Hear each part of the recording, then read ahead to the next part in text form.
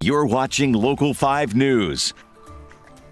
After the DNC voted to remove the first in the nation status of the Iowa caucuses, local business leaders are entering a new era of economic uncertainty.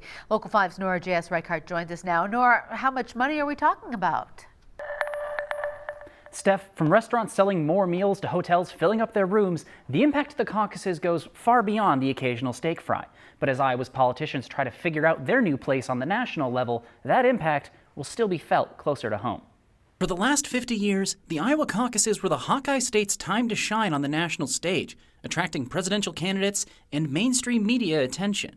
It's also just a great opportunity to showcase our region across the entire country, across the world, with the national media that comes here. During the week leading up to the caucuses, Catch Des Moines estimates that there's approximately $11.3 million in local economic impact, and that's just for Des Moines alone. But as any Iowan can tell you, by the time the actual event rolls around, caucus season is already in full swing. Caucus really begins about 2 years out in advance, where candidates start coming to town, candidates start coming in, of course news media comes in with them, and there's a lot of dollars that are to be had. Not all of that money is going away, however. The National Republican Party is keeping Iowa in the same place on their calendar.